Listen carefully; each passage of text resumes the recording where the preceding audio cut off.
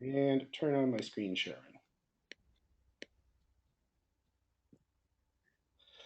All right, so with the screen share up, I can't really see what's going on, so I'm just going to keep my fingers crossed. So we're here to talk about off-grid power.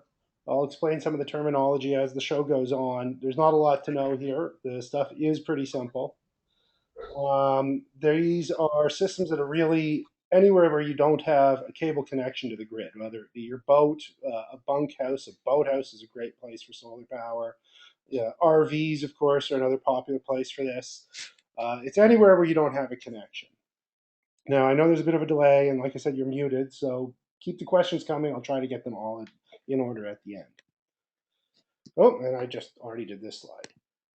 So I'll start by talking about our company, AS Solar. So AS Solar is a multinational company. It started in Stuttgart, Germany, which is sort of the headquarters for all of the development of solar power over about the last 10 to 15 years. Germany's sort of been having a leadership role in that. AS Solar Inc., that's our company, is a North American branch. We're headquartered out of the Newmarket area. Our warehouses are located in Vaughan on the north end of Toronto, right off the 400. And we also have a warehousing down in Texas and in Mexico. We do quite a bit of business in Mexico. Our business up till now has been mostly centered at selling into the professional solar power installer business.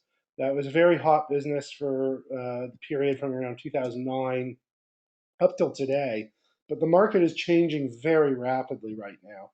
And a lot of this is being driven by changes in the what's called the microfit program, which isn't really a major deal for what we're talking about here.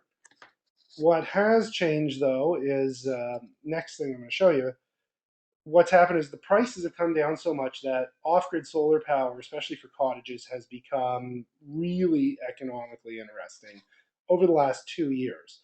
So we're going to be focusing quite a bit of our efforts over the next year at building up new channels, not for the professional installers, but we want to capture a market that up to now hasn't been very well served, we think. A lot of cottage owners can use solar. It'll help reduce their bills or get rid of a generator or just give them power where they don't have any now. And I think the biggest problem is that they simply don't know about us. And that's where all of you guys, we're hoping that you can really help us with that.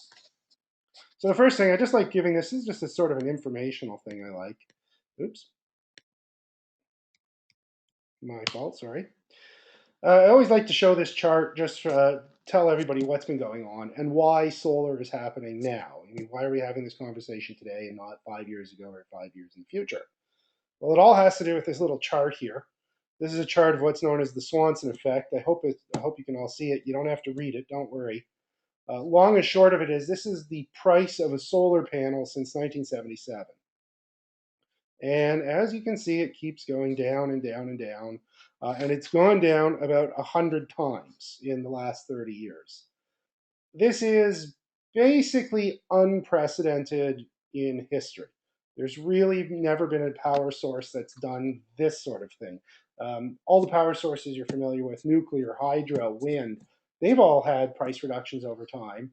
Natural gas, right now, as you might imagine, has gone down because of the shale oil and shale gas. The prices there have been driven down quite a bit, but nothing like 100 times. This is like nothing that's happened in history. The reason I bring this chart up, it's a little bit hard to explain, but you can imagine I could make a chart just like this one for any source of power.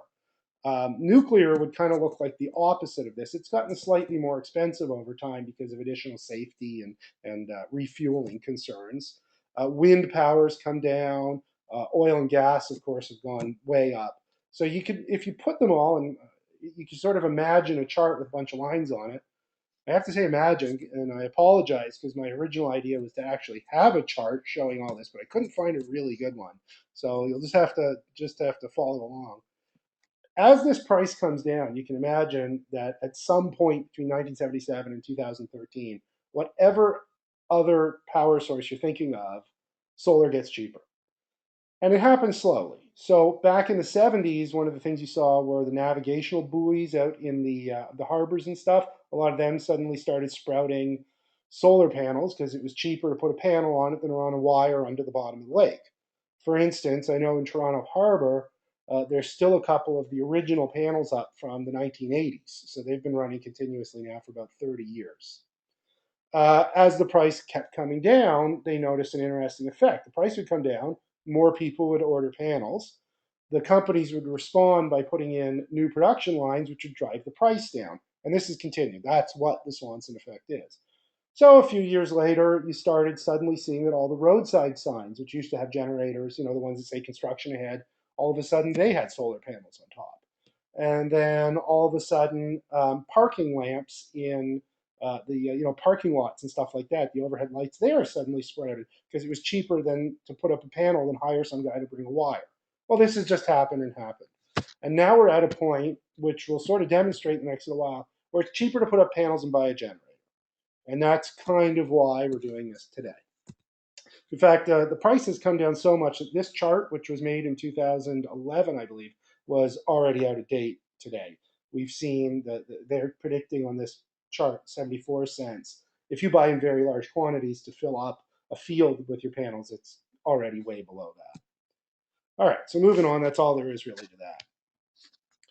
So what we found, and we really found this when we went to the spring Cottage show, is that the problem here in Canada, and in Ontario in particular, even with the ever rising prices of grid power really isn't all that expensive.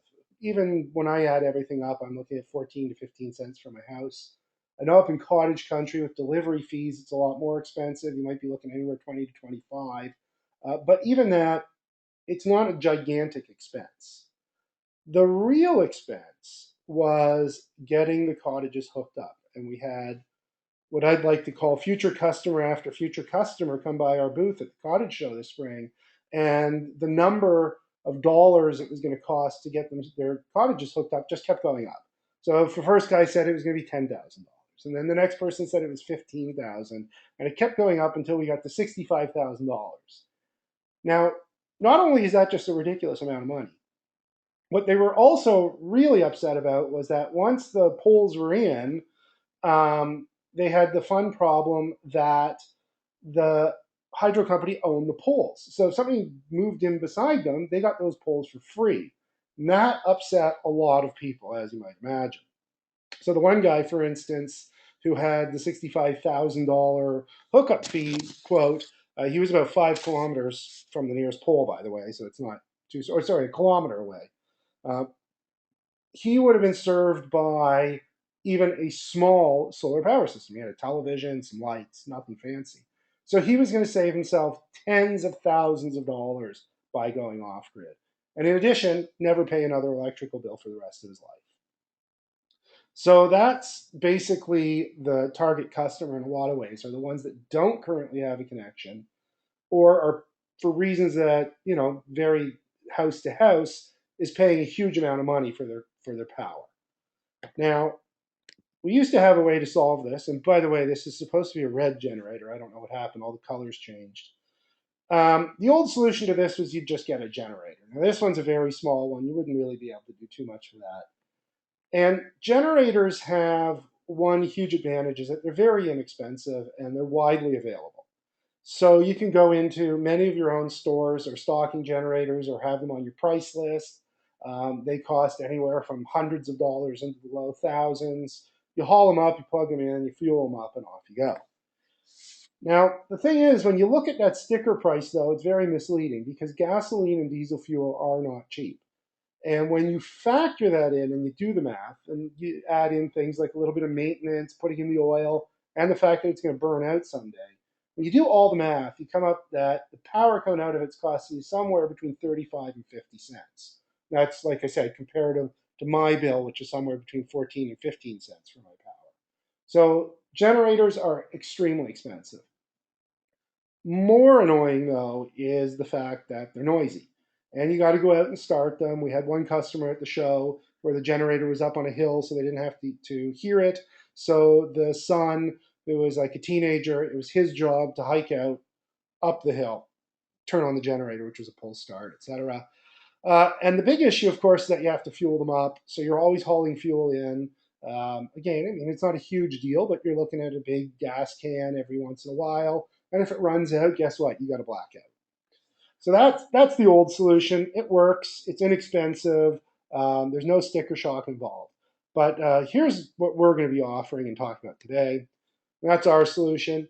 What you're looking at here, which is supposed to be yellowish, not green, is what we call our cabin kit. And this one has 6 panels and it powers this entire cottage. It's a perfect example of the sort of target that we're going for. He's got a satellite dish with television, entertainment, radio, etc. He's got lights and he's got a wood stove. And that's important. We'll come back to where the loads are. And as I say at the top of the slide here, if you do the exact same math that you do for your generator, the price of the power coming out of this solar power system is somewhere between 25 and 45 cents. So it's straight up cheaper than buying a generator. And in most of the systems for off-grid, it's trending towards the lower number. 25 to 30 cents is probably the typical value. So, you know, it's something that you can sell on a penny to penny basis if you have to. But you don't have to, because the real advantage is it's completely silent. It's almost completely maintenance free. And when I say completely maintenance free, you go up with a brush every once in a while and brush the leaves off of it. That's it. It's always on. So you just turn on the television. You don't have to go and start the generator up on the telly. It's just always going. And it works even in the winter, which isn't really true for a generator, because if you can't get to that generator and fuel it up and it runs out of fuel, well, that's it. Your fridge is off. And if you had stuff that you left up there, assuming there'd be power, it's all going to rot.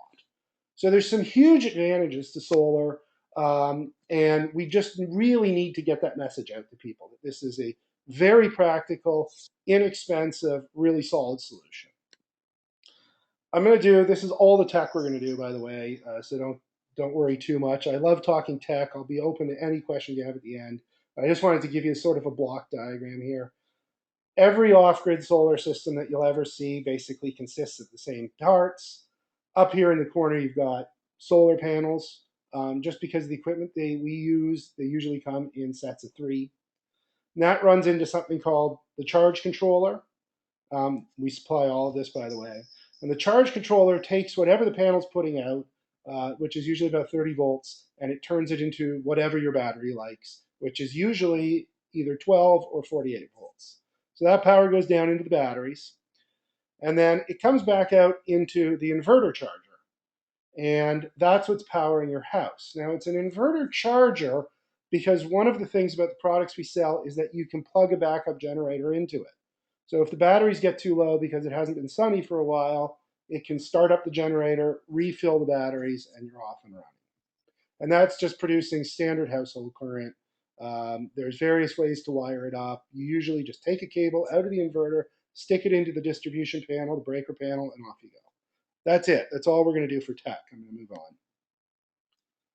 So the big issue here is how to sell it. We've already touched upon this a little bit because we really think that it's a much nicer solution for cottage country. Nobody wants to be listening to a generator. If they want to do that, they can stay in the city.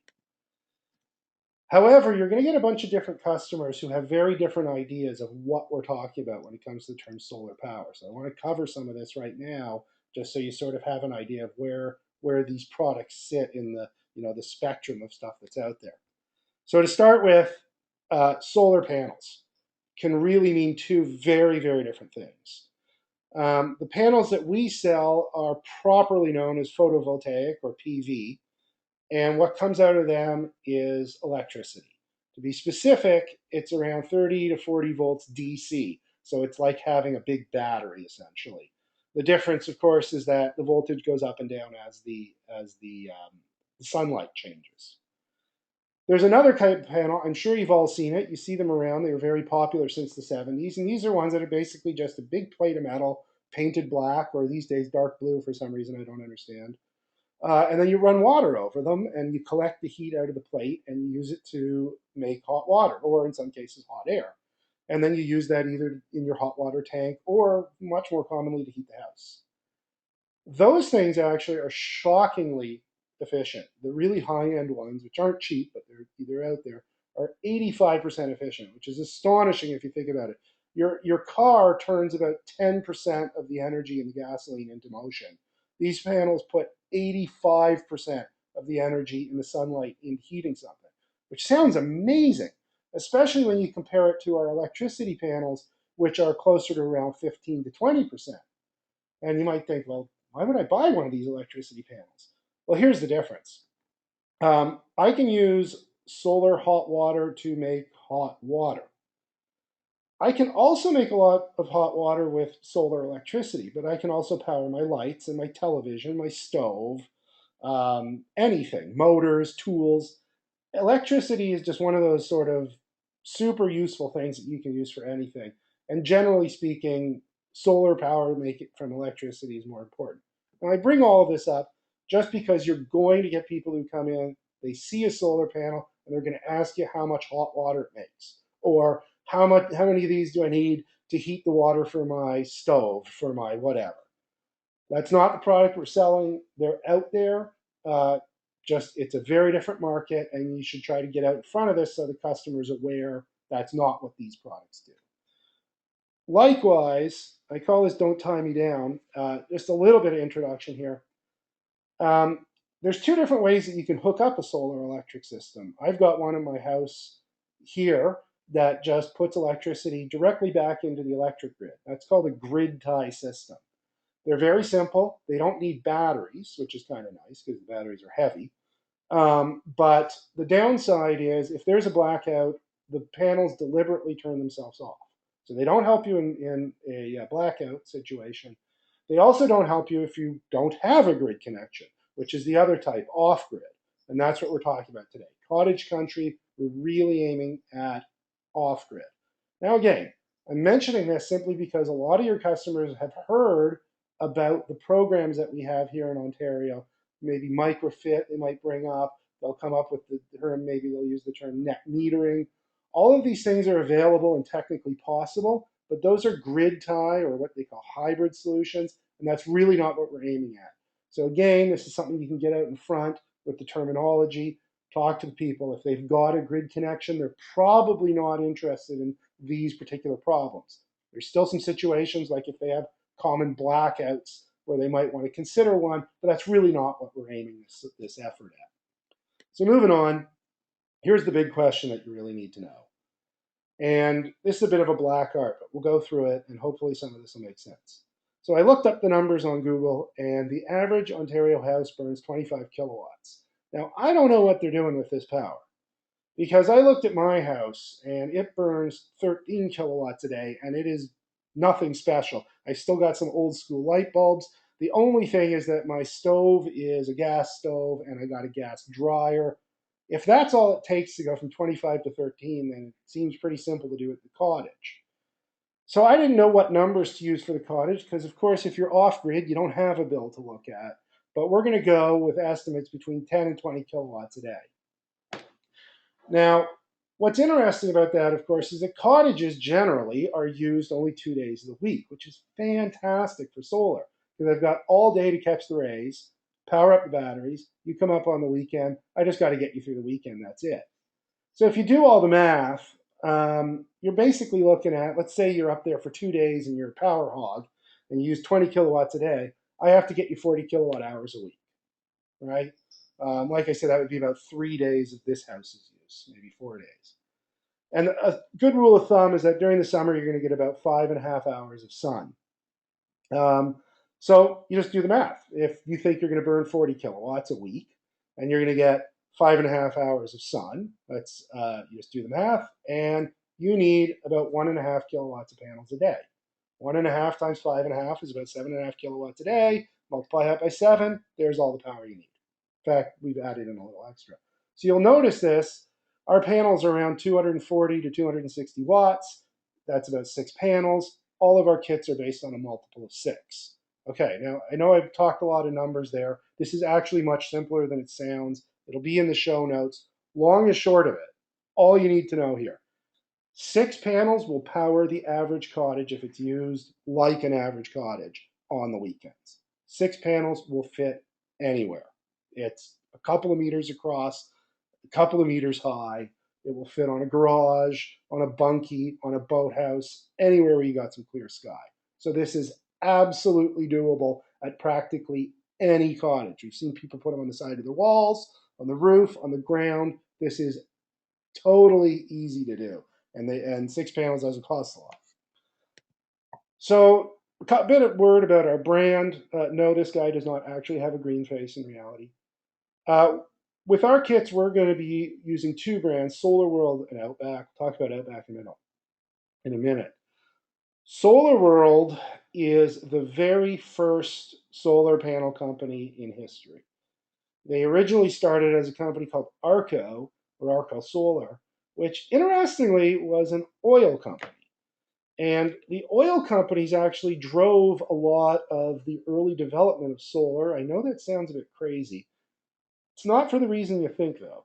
What they were looking for is ways to carry power out to the floating derricks out in the Gulf uh, off of Houston, and especially power the buoys so the boats didn't crash into them. And they also had these devices that stopped everything from rusting that used power, and they were just sitting out in the middle of the fields, out in the middle of the water. I mean, so they needed some way to do it, and they were using batteries, and it was costing millions of dollars a year to get these guys to go out in a boat and replace the batteries, and then they just chucked the battery over into the Gulf. And it was a huge ecological disaster. These things are still leaking out acid 30 and 40 years later.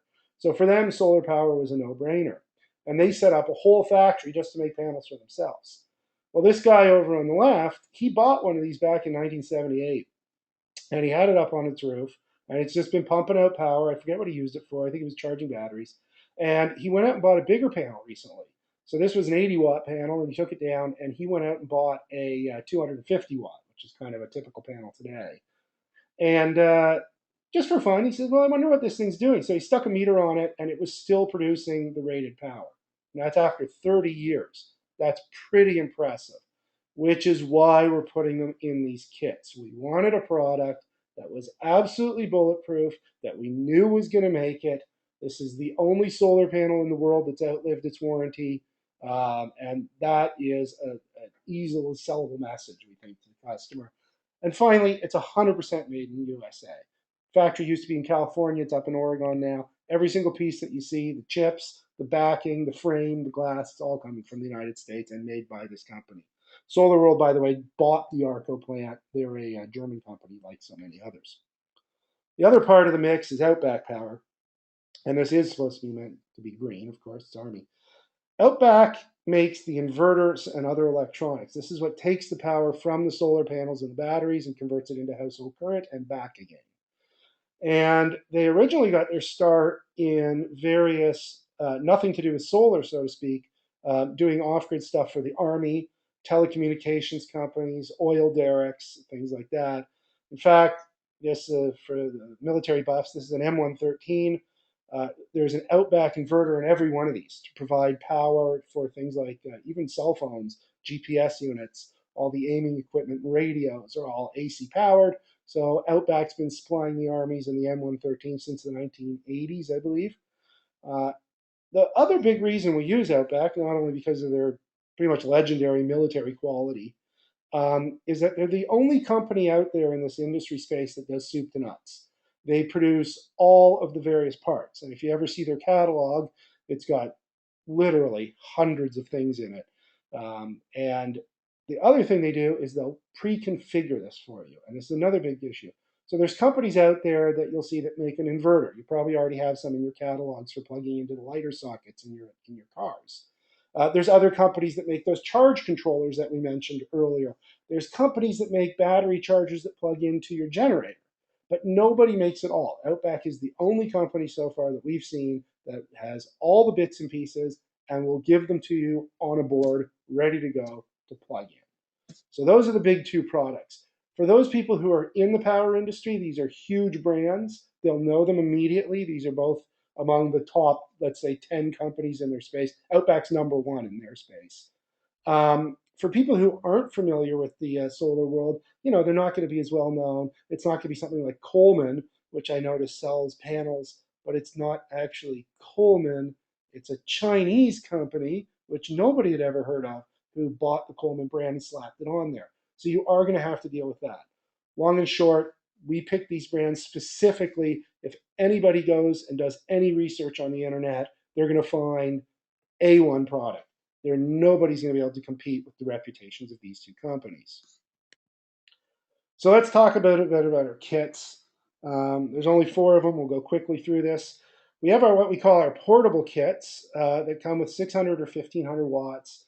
This is something we expect will fit very nicely in a store. You can see it set up in the picture here. This is with a full-size panel. We've got the 1500 watt inverter, and that little white cube that you see behind the panel is a refrigerator, which is running off this system. That panel with that charger controller and inverter will run that fridge for a whole day unattended, and then as soon as the sun comes up, it will recharge. If you add a second battery, by the way, we were running this off of an old boat battery that we just pulled out of a boat, literally. If you put a bigger battery on there, you can get multiple days of independence, all off of one panel, no problem at all. So these kits are really aimed for semi-portable, semi-mobile, where people are going out and setting something up for a couple of weeks, whether that be a camp, at the end of the dock. You want some power down at the end of the dock to listen to the tunes. There's a great solution for that. Small bunkhouses, boathouses, anything like that, bunkies. It's a perfect solution where you've got some lights, a little bit of electronics, but you don't have big appliances. You don't have something like a big stove or a hot water heater or pumps. This is a great solution. They're very inexpensive. They can hook together in about 5 minutes. We have videos up on our YouTube channel. You can go and watch. Takes the person right through it. Anybody can do it. Really easy and simple to use. One thing we did notice, though, we got a lot of feedback that the panels were a little bit hard to maneuver because typical panels, 1 meter wide by 1.6 high, so about a yard by maybe 5.5 feet high, and that's not small. They're not very heavy. They're about 45 pounds, 25 kilos maybe. So one person can easily pick these up. They're just unwieldy. You can imagine walking around with a storm door. And so we are looking for solutions to this, and hopefully we'll be able to get back to you with something that's a little more compact. Won't put up as much power, right? Smaller, you can imagine. It's not going to get as much sunlight on it, but much more portable, much easier to throw in the back of a car, or let's say a crossover type vehicle than this one, which is relatively large. So that's our portable kits. We also have a version of the portable kits we call a 3-panel kit. You can probably imagine it's 3 panels instead of 1. This is really meant for semi-permanent installations, but still powering the same kind of load. So electronics, lights, clock radios, boom boxes, things like that. This one's kind of designed for a bunkhouse where you want to put the panels up and just forget about them. And we've sold quite a few of these systems. Almost everybody buys it with the 1500 watt. That's the only way we sell it now. And we found the most popular use is for small bunkhouses. Another role for a 3-panel kit is to keep a fridge going, because in the summer, 1 panel will keep it going no problem, like you saw on the previous slide. In the winter, though, there's a lot less light and you get some snow on the panels. So 3 panels is really required. And this is a sort of alternate use. A sump pump is another one. Anything where you've got a load, doesn't use a huge amount of power, but you want to keep it going in the winter, this is the kit for that. And now let's get to the real meat of our product line right here. So I was mentioning Outback. That's what you're looking at here. This is a complete system. There's a hole at the top that you plug into your power panel. There's a hole at the bottom that you plug into your batteries, and another one that goes into your solar panels, and you're done. Everything, you just flick the switches, and suddenly your house is up and powered. You can install these things quite quickly. You'll probably need the help of an electrician unless you are one, but they go in quick. They patch into your existing electrical supply, and presto, you've got power. So this is a mid-size system. The inverter, which is the big black box that you see on the left-hand side, it puts out 3,500 watts, 36, I should say, sorry. How much is that? Central Air uses 3,500. And that is by far the biggest load in your house. A full-sized hot water heater probably uses about the same amount of power. The small ones that you see in a cottage are much less. They're around 1,500 watts, so this can have no problem running that. Your microwave oven's around 1,500 watts. Anything else you have is a tiny, tiny, tiny number in comparison. Your lights, all you got to do is replace them with CFL, and they're 10 watts. Your laptop computer, 5 to 15 watts. Your television, maybe 100 to 200 watts. All of those other loads, all the lights in your house, all the electronics, your telephone, your satellite dish, the receiver, all of that put together is maybe 500 watts, even with everything turned on. So this kit will power your entire cottage. As long as you don't have central air or a big hot water heater, this will do everything else. Your fridge, freezer, and everything else in the house. We called this the cabin kit because you saw that picture that we had up at the beginning. It was kind of a smaller cabin. Um, Realistically, this will serve probably 90 to 95% of all the buildings out there. My wife's parents have a cottage. This would absolutely be perfect for them. They don't need anything bigger than this. Anything except basically those mega cottages that you see on Muskoka. The nice thing about the mega cottages you see on Muskoka is that typically money is no limit. So if you do have a customer coming in with his 8,000 square foot boathouse, you want to sell him this unit, the Cottage kit. And this thing doesn't look like much, but it's a beast. Every one of these units puts out 8,000 watts. I don't think my house here has ever burned 8,000 watts at a given time. I don't think I've ever really gone over 3 or 4,000. Moreover, if 8,000 isn't enough, you just get a second one and you wire them together. Now you got 16,000. In fact, you can keep going until you can use these things to run a small factory. They're huge units, not physically huge, by the way. This is much smaller than the beer fridge you saw a couple of pages back. But they can put out enormous amounts of power. You can use this to power anything. One of the uses for this particular kit, by the way, is powering cell phone towers. So you put one of these in the basement, you put a couple of solar panels, and guess what? Now you don't have to get a guy to drive out and refuel the generator all the time. So that's a huge use. There's probably, I think they told me there's 10,000 of these across the U.S. Southern U.S. states, especially like Nevada and New Mexico, where they get great sun. So this is a Cadillac kit, no doubt about it. It's really not that much more expensive, though. It comes with twice as many panels and twice as many batteries. When you do the math, it's actually very competitive with our smaller kit. But again, we think the cabin kit is really the one that people are going to be very interested in. So moving on, which one do you want? This is just a bit of a summary. Cabin kit, pitch people on this. I know we've got some flyers for you guys to hand out. It's going to solve the vast majority of problems. The Cottage kit is running everything. So if they do have that hot water heater, if they do have an electric stove instead of a gas stove, if they've got central air because it's a gigantic condominium they're calling a cottage, steer them towards the bigger kit. Otherwise, the small system's almost certainly the way to go. And finally, back to generators. It's a little hard to explain. I'm going to try my best here. Generators make fantastic add-ons to any of these systems. Now that might sound a bit catch-22 because if you're going to buy a generator, well, why don't I just buy a generator and be done with it, right? I've already got the cost, etc. I'll just go with the generator. Well, in fact, there's, and I hate this term, but I'm going to use it anyway, there's a real synergy between generators and solar power. And it works like this. 8 times out of 10, 9 times out of 10, and depending on how many panels you've got, 95 times out of 100, your solar panels will produce every watt of power you'll ever use. There's that other 5, 10, 15% though, where you get 7 days of bad weather, and that's the week that you went up to the cottage for the entire week. And guess what? There's just not enough sunlight to keep everything running. It happens. So you kick on the generator. Now, the beauty of this is the other 85, 95% of the time, the thing isn't running, so you're not hauling fuel out there, and you don't have to listen to it. So those are both huge advantages. In fact, with the Outback equipment, you can program it so it doesn't turn on at night, so you don't have to listen to the damn thing. What that means also is that your generator lasts way longer because it's only being used for short periods of time.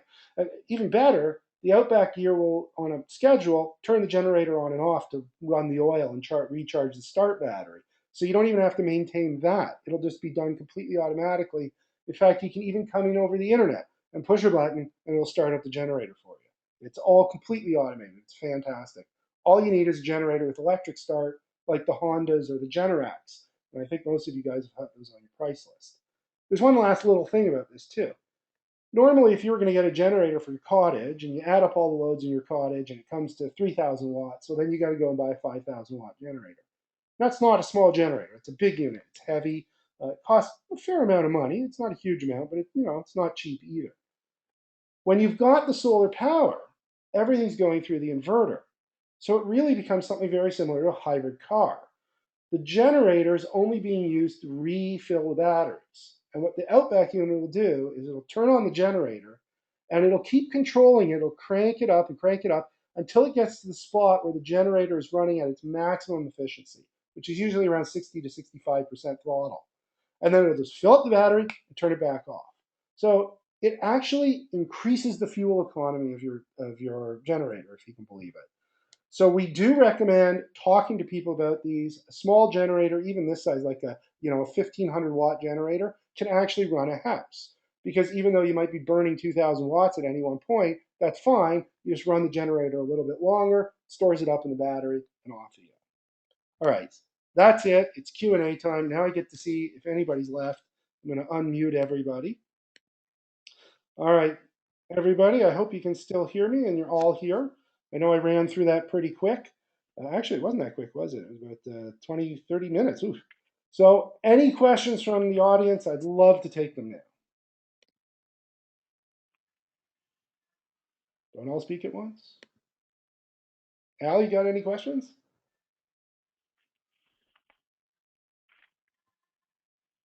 Anyone? No, Mark? it's all pretty clear to me. Okay. I didn't realize when I put up the slideshow, unfortunately, I couldn't see the time, so I didn't know how I was running there. I'm going to kill the screen sharing.